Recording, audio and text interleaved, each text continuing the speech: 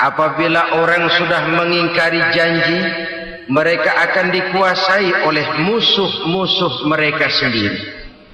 Dan musuh kita yang paling utama saat ini adalah kemiskinan dan kebodohan. Kenapa itu terjadi? Karena kita mengingkari janji kita sendiri. Di saat awal-awal berdirinya Orde Baru, kita pernah berjanji untuk melaksanakan Pancasila dan Undang-Undang Dasar 45 secara murni dan konsekuen. Kita berjanji bahwa kita akan menegakkan pemerintah yang bersih dan berwibawa. Itu semua pada permulaannya. Waktu demi waktu berjalan, kita lupa dengan janji yang kita ucapkan itu. Ketuhanan yang Maha Esa kita ucapkan, tapi kesetanan yang luar biasa yang kita lakukan. Kemanusiaan yang adil dan beradab yang kita dengungkan, tetapi kemanusiaan zalim dan biadab yang kita praktekkan. Sederhana saja, saudara. Hampir setiap pejabat pada posisi-posisi kunci, di awal-awal ia memangku jabatan itu, biasanya ia mengucapkan sumpah dengan lafaz demi Allah, bahwa dalam melaksanakan jabatan ini saya tidak akan menerima hadiah atau pemberian dalam bentuk apapun. Itu pada permulaannya.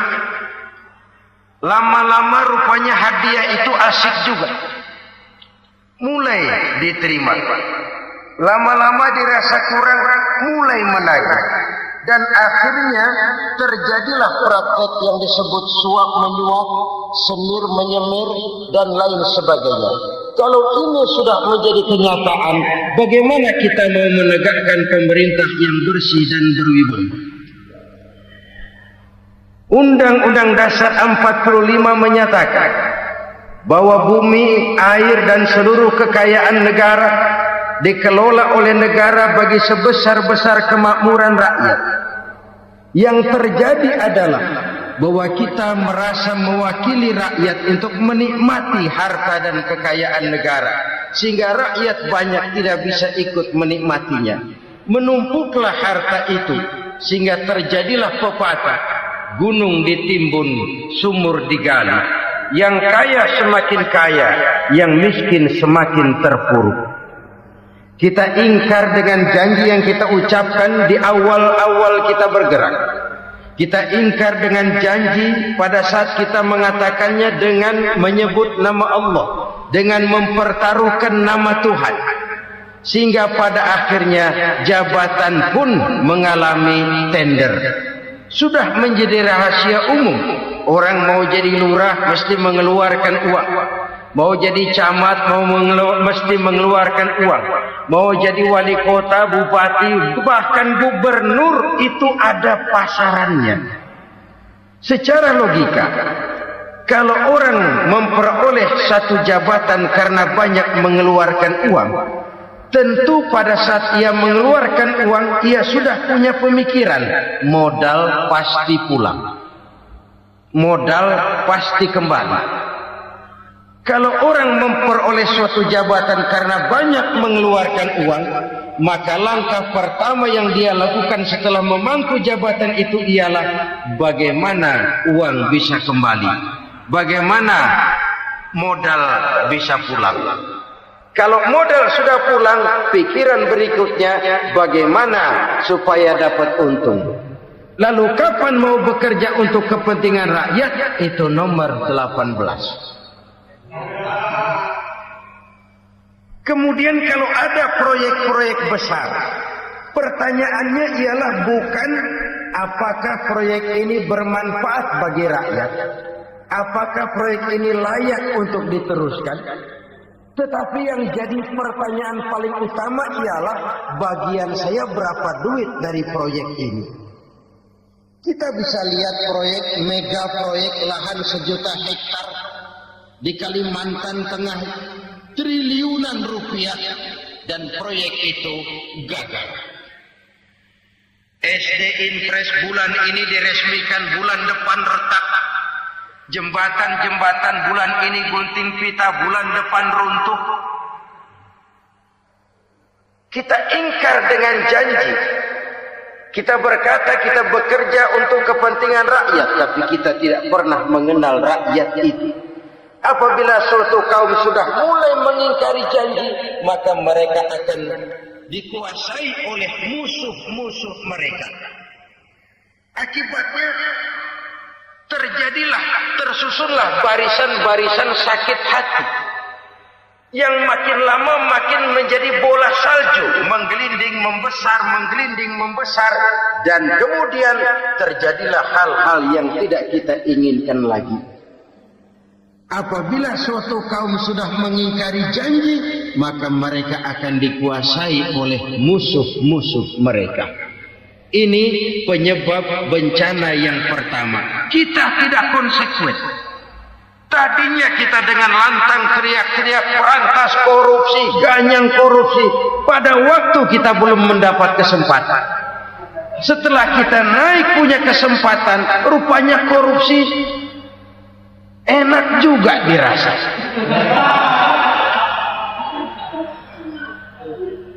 Terjadi pergeseran nilai, orang luntur, kehilangan idealisme awal. Lalu untuk menghibur diri, menutup kesalahan, kita gunakanlah pepatah bahwa tidak ada gading yang tak retak, bahwa kita harus mikul dur mendem jero. Itu semua cuma sebagai dalih agar kesalahan kita tidak dibicarakan orang lain. Padahal kita sendiri yang mengingkari janji. Kita yang keluar dari komitmen awal kita. Kita berjanji melaksanakan Pancasila dan Undang-Undang Dasar 45 dengan murni dan konsekuen. Kita berjanji untuk menegakkan pemerintah yang bersih dan berwibawa. Namun dalam kenyataannya, itu tidak kita laksanakan dengan sebagaimana mestinya. Kita bergeser, kita mengalami proses degradasi, peluncuran nilai, dan akhirnya terbentuklah barisan-barisan sakit hati yang semakin lama semakin membesar itu. Kita harus introspeksi. Memang kalau zaman sedang susah, biasanya kambing hitam laris, tukang kompor gentayangan. Itu dari dulu selalu mencari kambing hitam. Karena itu kita tidak bicara orang, kita tidak bicara siapa yang salah, kita bicara sistem, dan sistem itu bisa mengena siapa saja. Kalau orang sudah mulai mengingkari janji, bergeser dari komitmen awal, itu sudah mulai mengalami proses peluncuran, proses degradasi. Ini penyebab yang pertama. Kita tidak lagi konsisten bahwa bumi, air, sumber daya alam adalah milik negara, dikuasai oleh negara, digunakan bagi sebesar-besar kemakmuran rakyat. Ternyata rakyat yang makmur itu tidak merupakan gambaran yang menyeluruh dari rakyat kita. Undang-undang dasar kita menganut ekonomi kekeluargaan, tapi yang kita praktekkan adalah ekonomi keluarga. Kalau bukan keluarga nggak dapat proyek. Kalau bukan keluarga nggak dapat macam-macam. Kekeluargaan kita rubah menjadi keluarga. Timbullah penyakit nepotisme. Kita bergeser, kita ingkari janji, dan kita anggap kita atasnamakan rakyat. Rakyat cuma sekedar jadi address, rakyat cuma sekedar jadi alamat, tetapi kehidupan mereka tidak banyak berubah dan tidak banyak terangkat. Kaum muslimin rahimakumullah, ini penyakit yang pertama, penyebab bencana yang pertama. Yang kedua, kata Nabi, wa ma hakamu bighairi ma anzalallah. Apabila hukum yang diterapkan sudah tidak lagi bersumber dari hukum Allah, illa fasyafihimul faqr, maka akan bertebaranlah kemiskinan di mana-mana. Ini artinya apa? Apabila hukum tinggal sebuah stempel, apabila hukum sudah diatur menurut kepentingan, apabila hukum sudah tidak lagi ditegakkan secara adil, maka kemiskinan merambah di mana-mana. Hukum diatur menurut selera orang yang sedang berkuasa, maka yang benar bisa jadi salah, yang salah bisa jadi benar. Hukum dalam kenyataan hidup berlaku seperti pisau.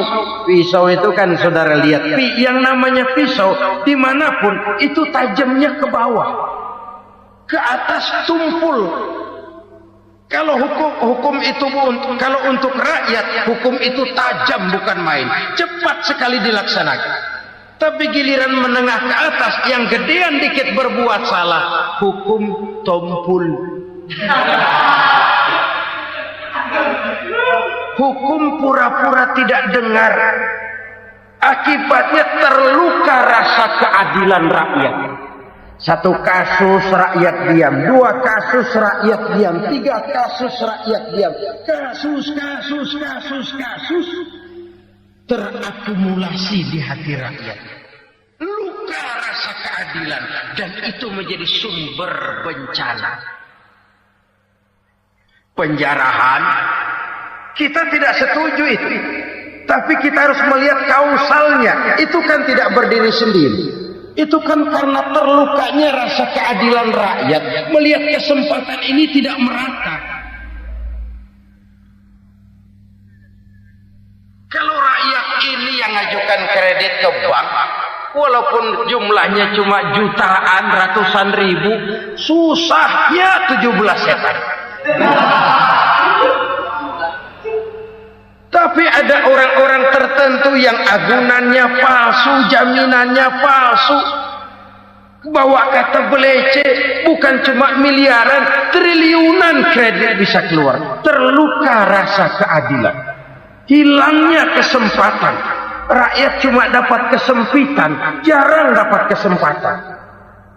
Dari lukanya rasa keadilan ini, memang ya entah lipstik, entah basa-basi, dibentuklah tim ini, dibentuklah badan pengawas ini, dibentuklah tim ini. Kalau membentur tahu, hancur tahu. Tapi kalau tim yang dibentuk membentur karang, bukan karangnya yang hancur biasanya, timnya yang bubar. Kenapa? Yang dibentur batu karang yang sangat keras. Kita main-main dengan hukum. Kita tidak konsekuen dengan hukum. Luka rasa keadilan dan itu terakumulasi. Edi tamsil rakyat tahu terakumulasi. Menguap begitu saja. Kasus-kasus lain rakyat tahu menguap begitu saja. Ketidakadilan terakumulasi, mengendap di hati rakyat, menunggu ledakan. Pada saat suhu meledak, rakyat tidak bisa dibendung lagi. Oke, kita tidak setuju dengan penjarahan, tapi jangan melihat itu sebagai peristiwa yang berdiri sendiri. Kenapa itu terjadi? Kausalnya kenapa? Oke, kita tidak setuju memang, tapi yang dijarah oleh rakyat kan memang cuma untuk perut, yang dijarahkan beras, yang dijarahkan televisi, yang dijarahkan kulkas yang masih bisa dihitung, yang memang real untuk kebutuhan rakyat. Penjara berdasi kepala botak yang menguras uang rakyat habis-habisan, enak saja melenggang dalam kehidupan ini. Makin terluka rasa keadilan rakyat. Apabila hukum yang diterapkan sudah menyimpang dari keadilan yang diajarkan Allah, fasyafihimul fakru, bertebaranlah kemiskinan. Aneh, memalukan, memilukan. Sebuah negara agraris yang katanya pulaunya hijau royo-royo, gemari pala jenawi toto tentam kertora arjo, yang tahun 93 pernah mendapat penghargaan dari FAO Badan Pangan Sedunia sebagai negara yang berhasil dalam swasembada pangan. Sekarang ini kita terpaksa betul beli beras dari Vietnam, beli beras ke Kamboja, beli kedelai dari Kamboja. Kenapa? Lahan sawah kita habis ditanami pabrik. Teknologi kita, teknologi loncatan yang non-applied, tidak terpakai oleh kita. Lantas lahan yang tidak bisa kita tanami, kita paksakan lahan-lahan gambut menjadi tanah pertanian yang subur dengan biaya triliunan dan kita gagal. Kita cari jarum dan kapak hilang. Kita mau jadi negara industri dengan loncatan teknologi yang maju, kita lupakan pola pijak kita sebagai negara agraris. Dan akhirnya kita kecolongan. Lihatlah dewasa ini. Rakyat kita antri sembako di mana-mana. Di sebuah negara agraris. Ketidakadilan melahirkan kemiskinan. Kemiskinan moral dan kemiskinan material. Kemiskinan moral, rakyat nggak percaya lagi sama pejabat. Rakyat mengalami krisis figur. Orang alah lu ngomong dak sama ember.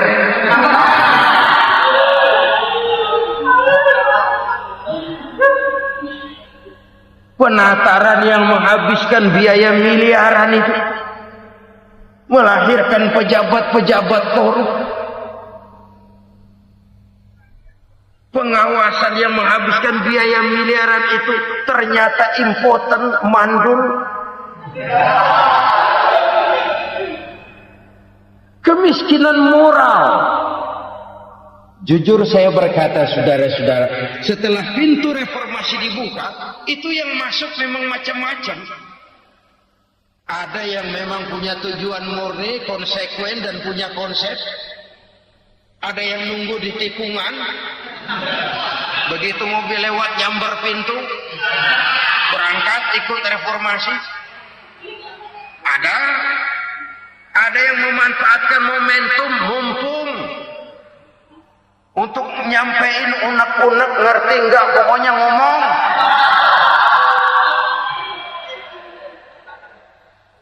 Sehingga keadaan semakin rancu, kebingungan semakin menjadi-jadi, masalah yang paling urgen tidak terselesaikan.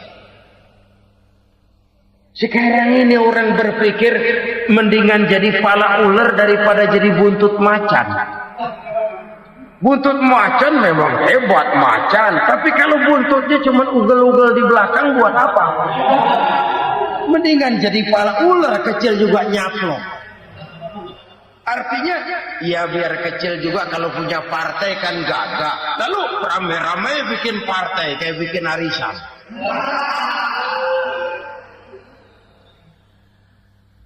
Orang makin mengalami dislokasi. Semua mau jadi pahlawan, semua mau nomor satu, semua ngomong. Iya kalau bidangnya, kalau bukan makin rancu. Marilah lewat kesempatan ini saya mengajak kita untuk tahu diri. Biarkan politisi ngomong politik, biarkan ekonom menata ekonomi, biarkan praktisi bicara soal hukum, biarkan rakyat munajat, istighfar, mohon pertolongan Allah. Tahu diri kita. Kalau memang ayam, kukuruyuk aja dah. Kalau memang kucing, ayo ngeong. Kalau kambing, silahkan ngembe. Udah tahu ayam, ngeong bunyinya.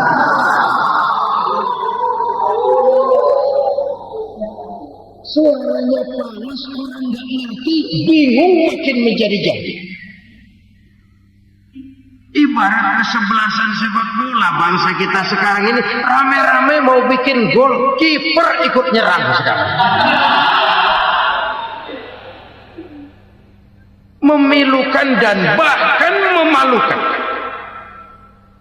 Wa ma hakamu bighairi ma anzalallah illa fasha fihimul faqr. Kalau hukum yang diterapkan sudah menyimpang dari keadilan yang diajarkan Allah, bertebaranlah kemiskinan di mana-mana.